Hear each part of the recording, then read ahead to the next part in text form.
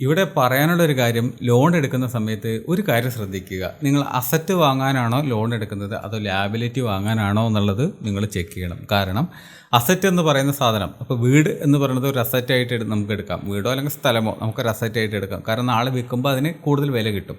എന്നാലും ഒരു കാറ് നിങ്ങൾ വാങ്ങിയിട്ട് കുറേ കാലം കഴിഞ്ഞതിന് ശേഷം നിങ്ങൾ വിൽക്കുകയാണെങ്കിൽ നിങ്ങൾക്ക് കൂടുതൽ വില കിട്ടുമോ? ഇല്ല. അപ്പോഴത്തെ ഒരു ലാബിലിറ്റിയാണ്.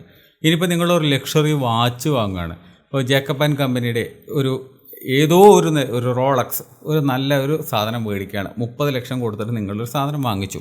ആ പർട്ടിക്കുലർ വാച്ചിന് ഒരു 10 വർഷം കഴിയുമ്പോൾ ഒരു 50 ലക്ഷം അല്ലെങ്കിൽ 60 ലക്ഷം ആകാനുള്ള ഒരു മാർക്കറ്റ് പ്രൈസ് ആവാനുള്ള, റീറ്റെയിൽ പ്രൈസ് ആവാനുള്ള ഒരു റേഞ്ചിലുള്ള അല്ലെങ്കിൽ ഒരു കപ്പാസിറ്റി ഉള്ള ഒരു വാച്ചാണെങ്കിൽ അത് അസറ്റാണ്.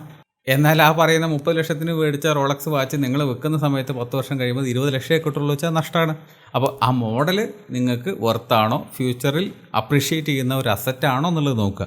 അസറ്റ് അല്ലെങ്കിൽ അത് ലാബിലിറ്റി ആണെന്നുള്ളത് മനസ്സിലാക്കുക. അതിപ്പോൾ വാച്ചായാലും ശരി, ലാൻഡ് ആണെങ്കിലും ശരി, കാറാണെങ്കിലും ശരി, നിങ്ങൾ കാട്ടുമുക്കിൽ സ്ഥലം മേടിച്ചിട്ട് എനിക്ക് വില കൂട്ടി കിട്ടുന്നില്ലല്ലോ 10 വർഷം കഴിഞ്ഞിട്ട് എന്ന് പറഞ്ഞാൽ കാര്യമില്ല.